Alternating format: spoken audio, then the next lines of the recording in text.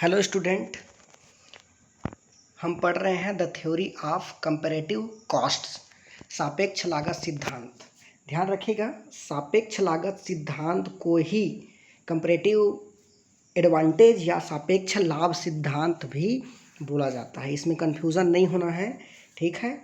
Comparative cost यदि आपके पास शब्द मिले या कंपैरेटिव एडवांटेज मिले, दोनों एक ही है। सापेक्ष लागत मिले या सापेक्ष लाभ सिद्धांत मिले, है ना, ये सेम है। चलिए आगे इस सिद्धांत को हम समझते हैं। कंपैरेटिव कॉस्ट थ्योरी जो है वो डेविड रिकार्डो जी ने 1817 में, इनके बहुत ही एक फेमस बुक आई थी, the principles of political economy and taxation. इस पुस्तक में इन्होंने ये सिद्धांत को प्रतिपादित किया और ये सिद्धांत अपने आप में एक नया नहीं था। इन्होंने तो दिया, पहला रिकार्डो ने ही इस सिद्धांत को दिया है, लेकिन ये इसका आधार जो है वो एडम स्मिथ का एब्सोल्यूट कॉस्ट एडवांटेज थ्योरी था। निरपेक्ष लागत का सिद्धांत जो है या निरपेक्ष लाभ का सिद्धांत जो है इसका एडम स्मिथ जी का था। उसके मतलब एक प्रकार से ये सुधार है डेविड रिकार्डो का सिद्धांत। और ये डेविड रिकार्डो का सिद्धांत जो कंपैरेटिव कॉस्ट थ्योरी है, ये इतना फेमस थ्योरी है कि इसको आज तक से किसी ने गलत साबित या आलोचना नहीं किया है। आलोचना नहीं, बल्कि इस पे और आगे काम किया है अलग अलग अर्थशास्त्रियों ने। चलिए देखते हैं आखिर कंपैरेटिव कॉस्ट थ्योरी होता क्या है। Each country will specialize in the production of those commodities in which it has greater comparative advantages or least comparative disadvantages।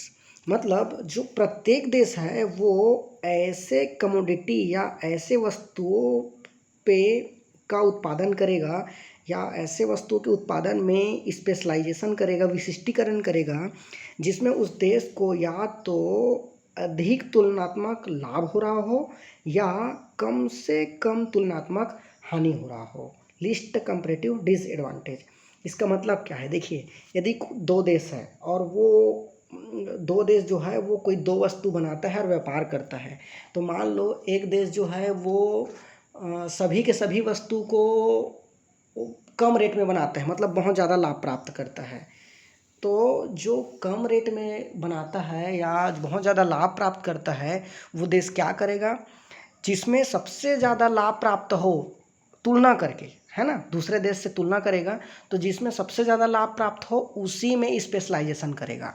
अब मान लो एक दूसरा अपोजिट कंट्री है, दूसरा विपक्ष देश है, उसको दोनों वस्तु बनाने में हानि होती हो, तो वो देखेगा कि कम से कम किसमें हानि हो, कम से कम हानि, लिस्ट कंपैरेटिव डिसएडवांटेज, ठीक है।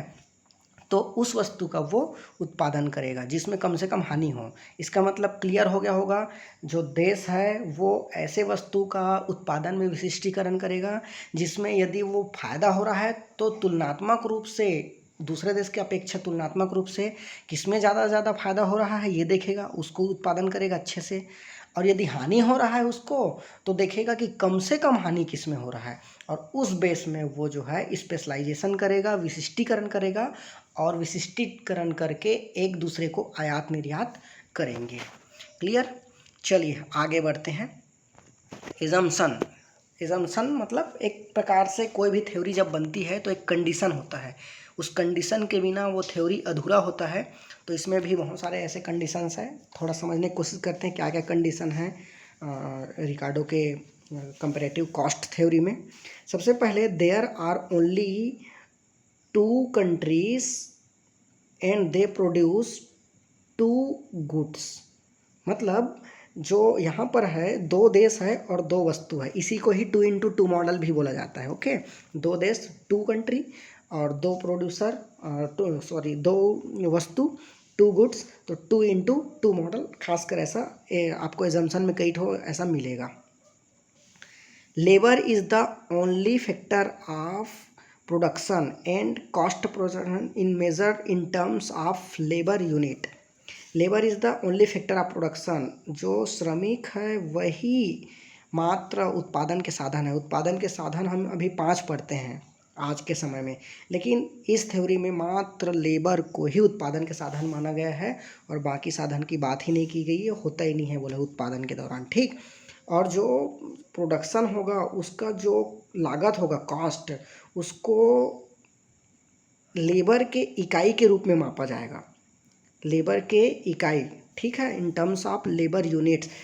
लेबर के इकाई का मतलब ये है कि जैसे आज के समय में आप बोलोगे तो कोई वस्तु बना तो कितने रुपये में बना, कोई ऐसा अमाउंट बता दोगे इतने रुपये में बना, बट यहाँ पर लेबर यूनिट से मापा जाएगा। जैसे कोई वस्तु बना तो वस्तु कितने का बना, एक लेबर के बराबर इतना वस्तु बना, दो लेबर के बराबर इतना वस्तु बना, ऐसे करके इसमें एग्जाम्पल से समझ सकते हो आप। नेक्स्ट है all units of labour are homogeneous, ठीक, समरूप। जो श्रमिक के जितने भी इकाई है, यदि 10 श्रमिक काम करते हैं, 5 श्रमिक काम करते हैं, जितने भी श्रमिक काम करते हैं वो सभी समरूप होंगे। कोई ज़्यादा उत्पादन करता है, कोई कम उत्पादन करता है, ये स्थिति यहाँ पर नहीं रहेगा। सभी के सभी क्या रहेंगे, समरूप रहेंगे, होमोजीनियस रहेंगे। नेक्स्ट है production is subject to law of constant return, ठीक है। जो उत्पादन होगा वो उत्पादन समता नियम के आधार पर होगा, कांस्टेंट रिटर्न्स, ठीक। समता नियम जानते ही हैं आप, 3 प्रकार के लॉ ऑफ प्रोडक्शन नियम होता है, समता होता है, वृद्धि होता है और कमी होता है। तो ये समता नियम पर ही ये जो थ्योरी है वो काम करता है। Factor of production are perfectly mobile within the country but are perfectly immobile between two country. जो उत्पादन के साधन हैं, उत्पादन के साधन कौन सा, लेबर, तो लेबर को इसको बोला गया है कि ये जो है एक देश के अंदर परफेक्टली मोबाइल रहेगा, मतलब एक देश के अंदर गतिशील कर सकता है, वो एक जगह से काम छोड़ के दूसरे जगह जा सकता है, दूसरे से तीसरे जगह जा सकता है, कोई इशू नहीं। लेकिन 2 देशों के बीच ये परफेक्टली इमोबाइल रहेगा, मतलब 2 देशों में वो एक देश को छोड़ के दूसरे देश काम करने जाएगा ऐसा नहीं है, ना ही दूसरे देश से एक देश में आएगा, ऐसा कुछ नहीं है। तो देश के अंदर कहीं भी जा सकता है लेकिन देश के बाहर बिल्कुल नहीं। लास्ट एजम्पशन है there is full employment in countries concern, पूर्ण जो है रोजगार के चीज़ों को माना गया है, यहाँ पर पूर्ण रोजगार होता है अर्थव्यवस्था में, इस चीज़ को मान के चला गया है। यहाँ पर कोई बेरोजगारी नहीं पाई जाती, जो भी लेबर है देश के अंदर सब बढ़िया से काम कर रहे हैं, कोई बेरोजगार नहीं है, ये मान के चला गया है, ठीक। चलिए आगे हम अब इस थ्योरी को पढ़ते हैं। टाइप्स ऑफ कॉस्ट डिफरेंसेस, जो लागत है तुलनात्मक लागत, उसमें कितने प्रकार के क्या क्या अंतर पाए जाते हैं, तो 3 प्रकार के अंतर बताएं यहाँ पर।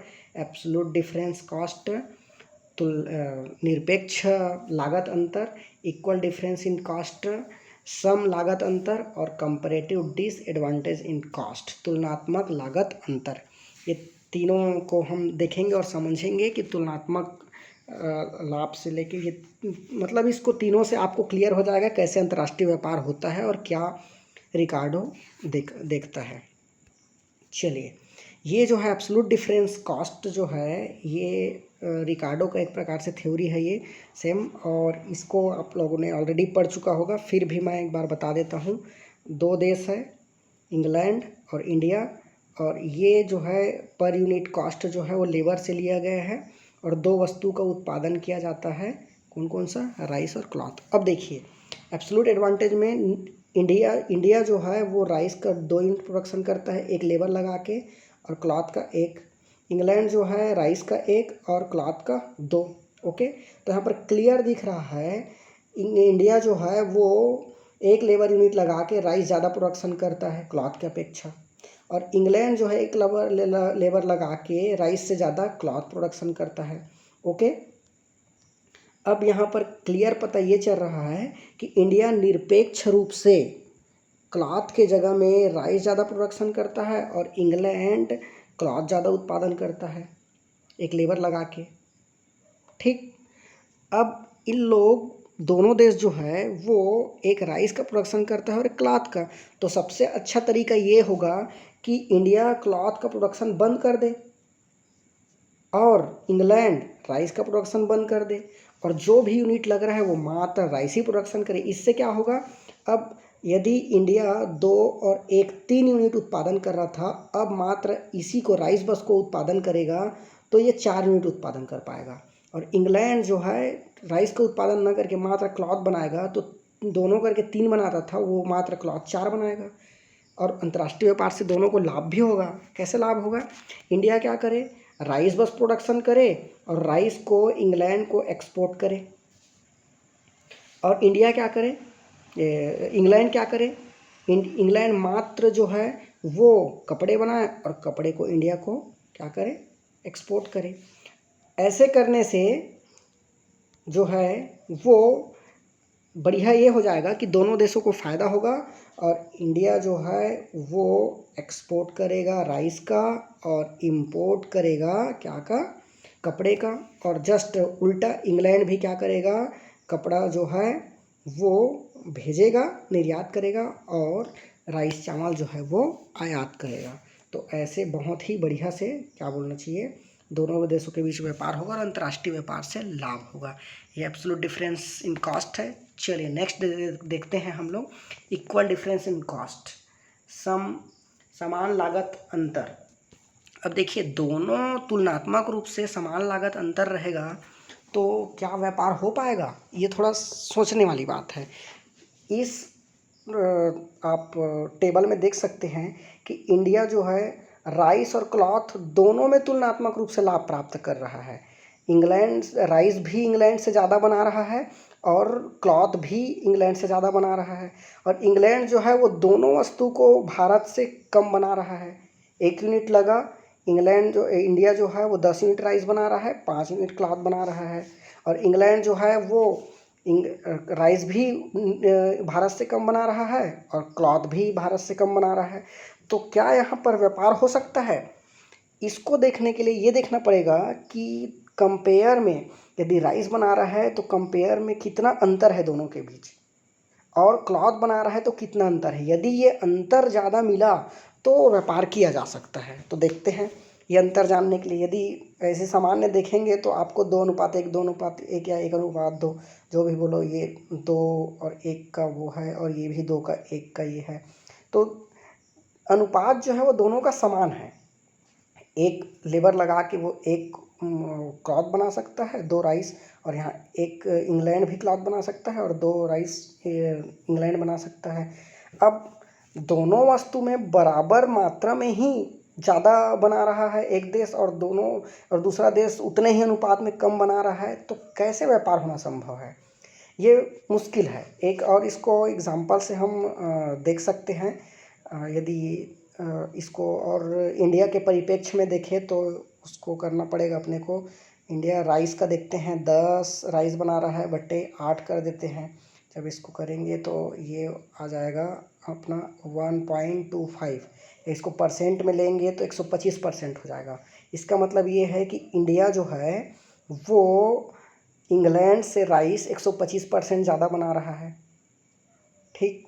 और क्लॉथ को यदि अनुपातिक रूप से देखते हैं तो क्लॉथ में भी 5/4 करने से जो है ये भी वैसे ही आ रहा है 25, ठीक।